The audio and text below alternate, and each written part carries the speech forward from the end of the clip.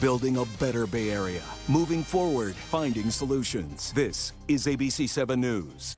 Hi there, I'm Kristen Z. You're watching Getting Answers live on ABC 7, Hulu Live, and wherever you stream. We ask experts your questions every day at 3 to get answers for you in real time.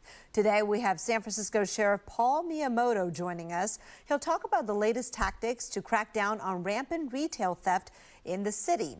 Also, we'll get into the holiday spirit with a Bay Area jewelry designer, one of many Bay Area artists inviting you to shop local this holiday season.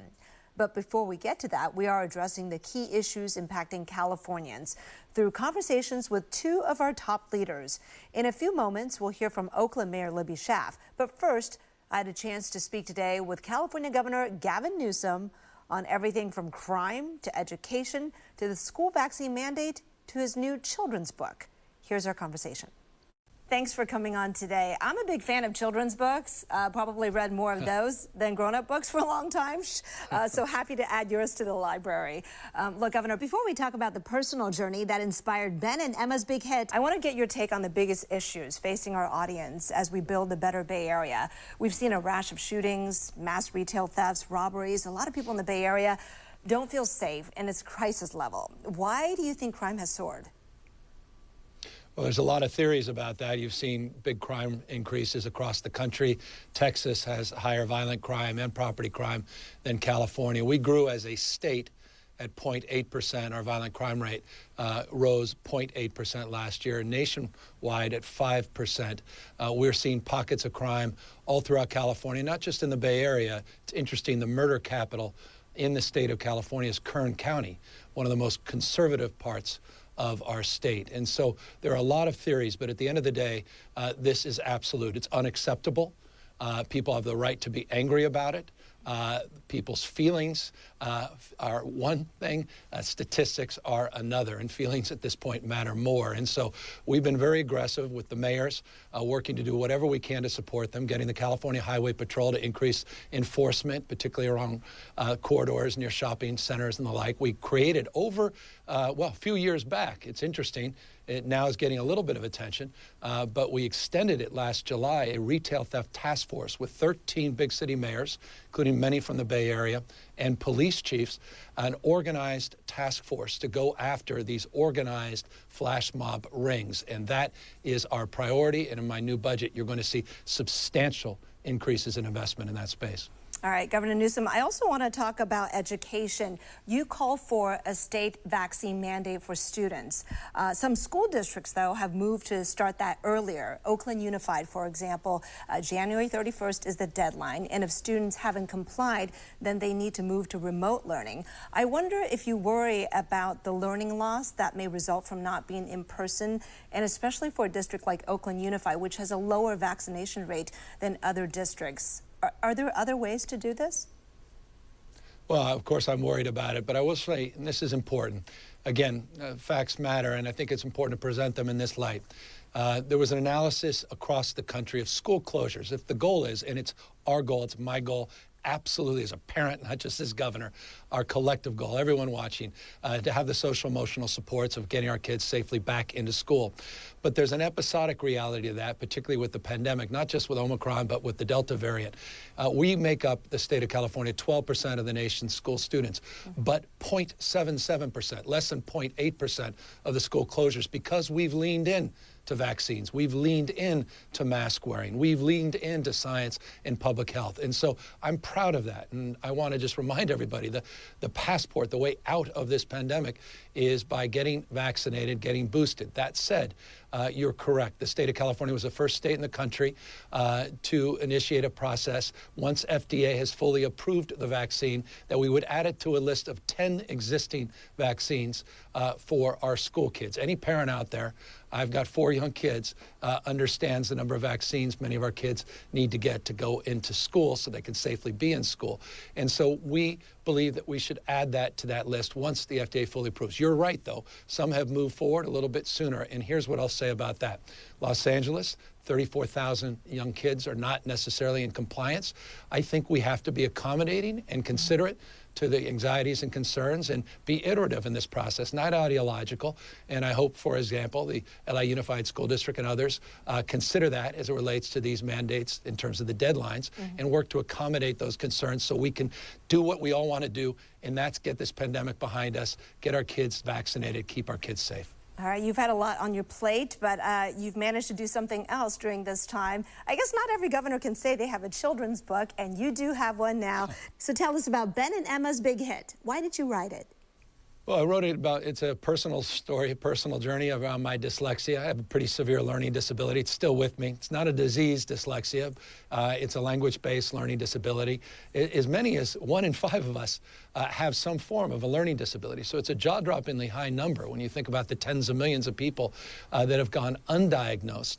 I was diagnosed at a relatively young age. There was a lot of supplemental support, speech therapy, but I still can't read. You've never seen me read a speech because I can't read a speech.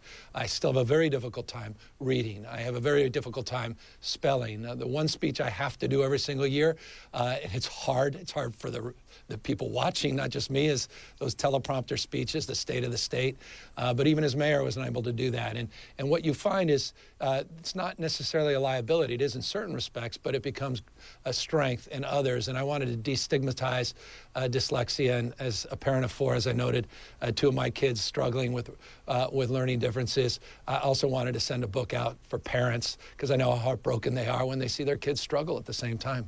Yeah, the resiliency message in the book is fantastic. Congrats on the book, Governor, and thank you for the opportunity to chat.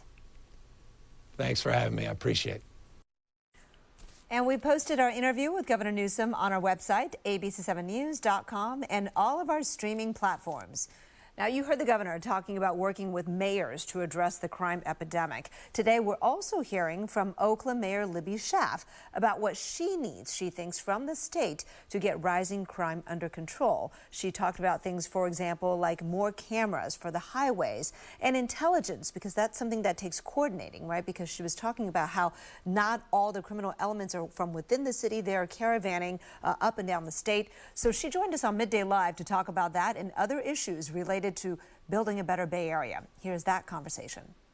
When you came out of this council meeting and their funding was provided for these 2 extra police academies, did you also come out of there wanting something else next? What is the next step that we're looking at other aspects of the whole continuum, all the way from prevention and addressing root causes to, as a last resort, necessary enforcement action and removal from society.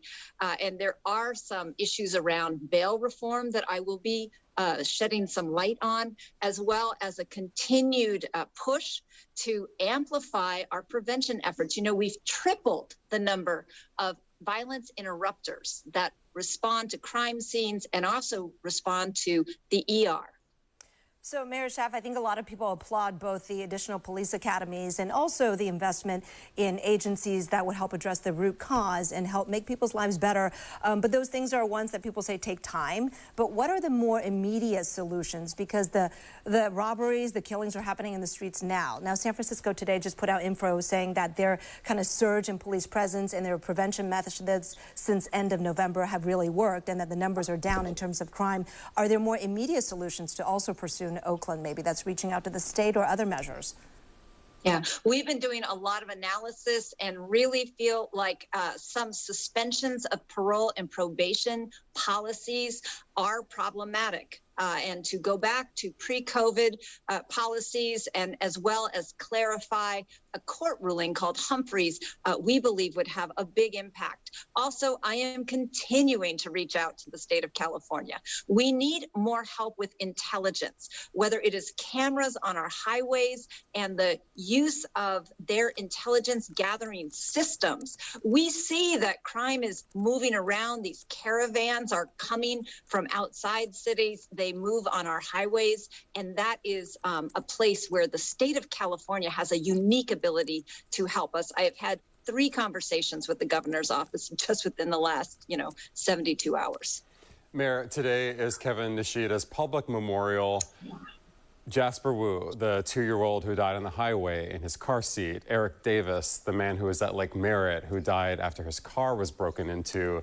These are still unsolved crimes. And so far, in 2 of these cases, all we have are pictures of vehicles that appear to be involved. And in the case of little Jasper Wu, we don't really have anything, at least publicly, that's been released. Every day I come in and I hope we're going to have some information, even a suspect description. And so far, there really isn't any. How concerned are you about that? I am, and Reggie, that's why tools like cameras on highways are important. That's why police staffing matters, because that includes the investigations professionals who are so overwhelmed right now in Oakland. That's why all of this matters, as well as these issues regarding bail and probation and parole policies. All of these are a holistic picture of how we can be safer and also bring resolution. And my heart just goes out to the family and friends of Kevin Nishida. He joins many other tragedies. It is just a devastating loss for our community every time anyone is harmed by violence. And that was Oakland Mayor Libby Schaaf talking with us today on Midday Live. We'll take a short break, but when we come back, we'll keep the focus on fighting crime and creating safer streets with San Francisco Sheriff Paul Miyamoto, who says his deputies are part of the solution. We'll be right back. In commercial break. All right, everybody. Hope you enjoyed the conversation and the rare opportunity to hear from Governor Gavin Newsom. We'll be back shortly with the Sheriff of San Francisco.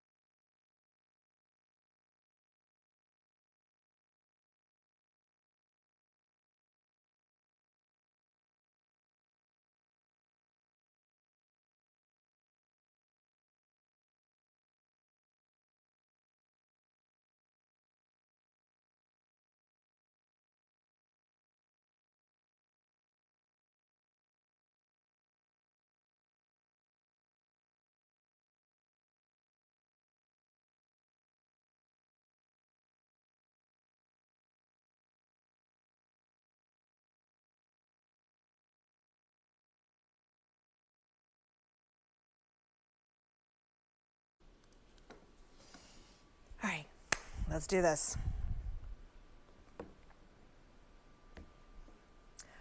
We've been reporting a lot in recent weeks on high-profile retail crimes happening in the Bay Area. Now, San Francisco is ramping up its effort to crack down on that problem by allowing sheriff's deputies to work private security at stores. Joining us now to talk about this is Sheriff Paul Miyamoto. Sheriff Miyamoto, thanks for joining us today. Hi, Kristen. Good afternoon, and thank you for having me. Before we get to this new initiative, I want to ask you, you were born and raised in San Francisco, right? Is this the worst you've ever seen it in terms of crime, or does it just feel that way? I think there's a perception that this is a very challenging time for all of us in public safety and as a community. There's a perceived rise in crime, especially targeting retail and commercial outlets. And I think it's our responsibility to make sure that we're responsive to that no matter what level that is. I've been here in my life, and I actually have prior work experience working in retail, working in loss prevention. So I'm very aware of the impacts that these types of crimes have on business owners in the community. All right. So this new arrangement, supervisors had to actually vote on this to approve deputies being hired to help deter retail crime. But off-duty police officers have been allowed to do security side jobs for years. Explain the difference.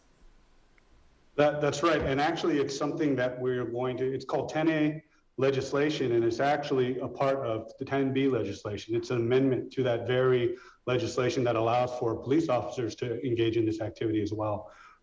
Supervisor Safai and the Board of Supervisors, by acting on this and passing the legislation, are moving us forward where we are actually expanding the pool for peace officers in San Francisco to be able to provide this protection and this opportunity to keep stores safe by having the presence of a law enforcement officer there. And by having the additional 830 deputies that we have here in San Francisco take part in this, it expands that pool and gives people more of an opportunity to resource us. All right, so any deputy can do it during their off hours, not on duty. Are there restrictions? Like, for example, can they carry their firearms? One of the benefits of having a peace officer engage in this activity is that they're in uniform, they have their safety equipment with them, and if a crime does occur, they can act in the capacity of a peace officer. And that's one of the major differences and one of the reassurances that businesses have when you have a deputy or a police officer on the premises to deal with the crime that may occur. Okay. So hopefully it'll never get to that. Hopefully it's an effective deterrent, but if they have to use their weapons, they can. But I want to ask you what you think about this, because especially in the city of San Francisco, right? Last week, a North Beach restaurant asked 3 on-duty police officers with their firearms to leave their premises, saying they were just not comfortable with that. Are you concerned about other businesses feeling that way? No, I'm not. One of the things that makes San Francisco very unique, and the fact that we allow for people to express their own opinions or feelings on things is something that we support as a law enforcement agency. People may have different feelings on our presence, but if somebody contracts with us to have us there, there's an interest in keeping that establishment safe through that relationship. And so I don't foresee us having any of those issues or possible conflicts in perspective. One thing that is good too is that as we have more deputies, more peace officers out there in the public, there is more of an ability to dialogue and to discuss any perceived differences or any challenges that they might see in having somebody in uniform with safety equipment present in the location or establishment. So we look forward to talking to people and engaging with the community on this, in addition to being there to deter crime. And as you said, Kristen, that's the ultimate goal, is to make sure a crime doesn't occur in the first place by having us present there in the store. When would this start, by the way? We were working on making sure that we can get resources out there during the holiday season. It's something that, I think you mentioned earlier in an earlier part of the broadcast about some of the temporary solutions that we've experienced here in San Francisco and Union Square with an increased police presence that has really been successful and effective in reducing crime there in that area.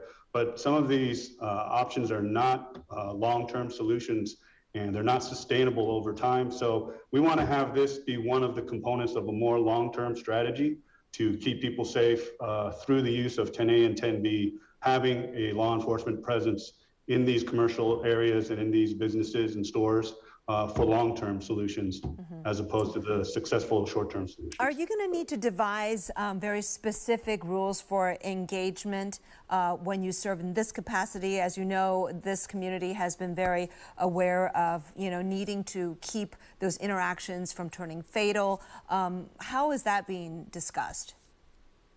I think, well, one, in terms of the planning, we're working in collaboration with the police department, the chief and I, and our staff. We'll be working on understandings and making sure our policies and our procedures are consistent in regards to the programs, both 10A and 10B. The delivery of services will be commensurate with having a peace officer present. So all of our policies and procedures as an agency apply. We emphasize de-escalation, we emphasize training and crisis intervention techniques, just the same as the police department does. We actually have more training in regards to dealing with people, since part of our duties and responsibilities have to do with dealing with justice-involved persons who are in our jails, who are in our courts, and we have more long-term interactions with these individuals rather than just the detention and arrest on the street. So we have a history of being able to talk to people and having in our training baked into that an understanding of how to go about gaining compliance, gaining a sense of de-escalating situations that can turn into more volatile or more dangerous situations that might involve the use of force. All right, San Francisco Sheriff Paul Miyamoto talking about the new initiative that allows off-duty sheriff's deputies to serve as security in an effort to curtail retail crime. Thank you so much for your time. Really appreciate talking with you. Oh, thank you. Take care. We'll be right back with the Bay Area jewelry designer who will share some fun holiday gift ideas for you to shop local. We'll be right back. In commercial break.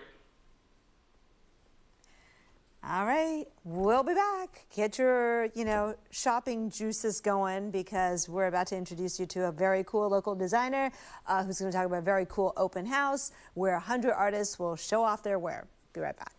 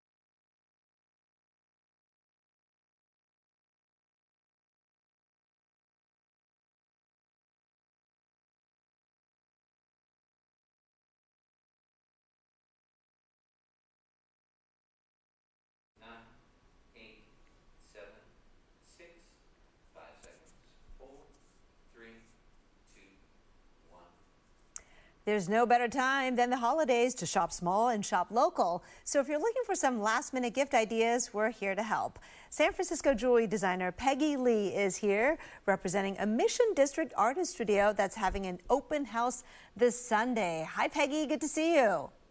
Hi, Kristen. Thanks for having me. Oh, my gosh. Okay. Are you coming to us from is it 1890 Bryan Studio? Tell us about the studio. Yes. I work out of a great building called 1890 Bryant. It's located in the Intermission. There's over 100 artists in this building, painters, ceramicists, leather makers, sculptors, great artists here. And as you mentioned, this Sunday, they'll have an open studio from 12 to 6. So does that mean everybody will have their doors open with all their cool stuff and people can come shop and buy local?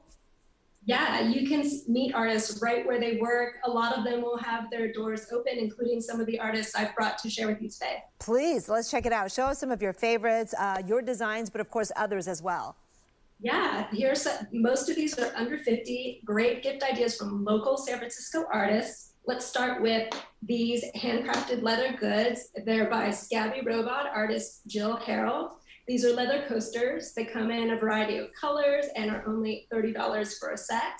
You could also choose something like this key leash to organize your keys, and this is also $30. Ooh, okay. That is so cool. What else you got there?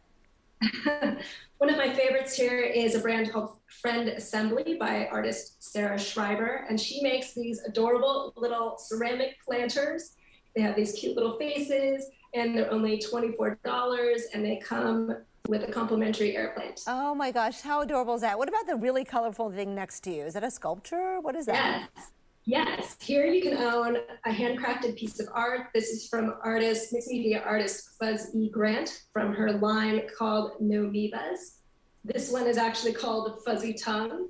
And this unique piece of art can be yours, for only $40. Look at how great those are. Oh my gosh, one of a kind, right? Do not get the gift for your loved one that everybody else got. Like, this is truly unique. Okay, I know you're really humble and talk about other people first, but we got to talk about Peggy Lee Joy Designs as well. You just make really cool pieces. Show us some of them. And I know some of them go towards empowering women, Asian Americans, Santa Rosa after the fire, all sorts of good stuff. Yeah, you guys have been so great in helping me get the word out. I brought these 2 pieces today. They're sterling silver fortune cookie pendants and a Year of the Ox pendant. And they start at $59, but 100% of the proceeds are donated to Stop Asian Hate campaigns, like the local, and causes like the local Chinatown Community Development Fund. I love it. Okay, that deserves a close-up. Here, bring it closer. I can't see it. My eyes are bad. By the way, folks, Peggy's work. Yeah. Oh, I love it. Peggy, your work has been seen on many TV shows. I know The Bachelorette, and they're just really fun, cool pieces and very affordable. So tell us about the open house. It's at 1890 Bryant in San Francisco, but what are the times? It's from 12 to 6, and the scarf behind me is by artist Simo Neary, and she does photography locally and has them printed on these beautiful 100% silk scarves. They're a little bit of a splurge, but at the open studio this Sunday, 12 to 6, they're 40% off. We only have about 30 seconds, but I think we have to touch on this. Why do you think it's so important to support local artists, especially right now? I mean, they've been so impacted by the pandemic, and they're really taking a risk to open their doors for the open studio. They want people to come and enjoy art safely and share the joy of local art. And with so many concerns about shipping delays and supply chain, I mean, why not shop local? There's no other, no better time, no better reason, and you can pick out a gift personally and have it ready in hand for you this holiday season. All right, Peggy Lee, Joy Designer, thank you so very much. Thank you very much. You can find out more at 1890bryant.com. We'll be right back. All right, Peggy, don't go away. We have a couple more minutes. I see there are all sorts of good things there. I don't know if you're set up in a location. We're off air, but we're still on Facebook Live just streaming for a couple minutes. Can you walk around and grab more? Are there more items? I'm shooting from my laptop, so I can't really pick it up and walk around, but those are necklaces. This is my studio space in the building. Nice. Maybe. Nice. Okay. Maybe you could just share with us some. My workspace here. Let's see. Oh, what is that? What do you use that machine for? It's a Dremel, so it's a drill that is used for jewelry making. Yeah. Hardware. So. Wow. I mean, I just love the fact that you hand make everything. And folks, because I've ordered from Peggy before, I know that if you can dream of it, you can discuss it with her. If she can do it for you, like customize it, she will. So just really great, really great. And I'm sure all the artists in, over there are kind of the same way, right? Just like work with them. Yeah. Oh my gosh, there's so many artists that are even cooler than me. I'm not going to actually have my doors open this Sunday, but people should definitely come out, check out the artists who will have their doors open. Simo will have her doors open with the silk scarves. And I think Buzz will be there as well. And you can watch them work and ask them any questions you have about their process. I watched Jill make these coasters for me just for this segment. I got to pick out the leather color I wanted, and she had them made for me on the spot. It was super You know cool. what? Like, I always love bringing my kids to artists or, where you can just watch them do their thing. And it's a great learning experience, too. So anyway, thank you so much. PeggyLee.com is the website, PeggyLI.com. Thank you so much for sharing. Good luck with the studio for all the other artists as well. Bye-bye. Yeah, happy holidays. And I hope you guys come check out 1890 Bryant. All right, take care.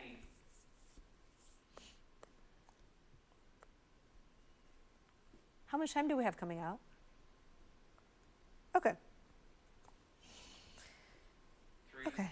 2, 1. We do have some breaking news just in. ABC News is reporting actor Jussie Smollett has been found guilty on 5 of 6 counts for staging hoax hate crime in Chicago. Much more to come on World News Tonight, and I'll see you at 4. Bye-bye.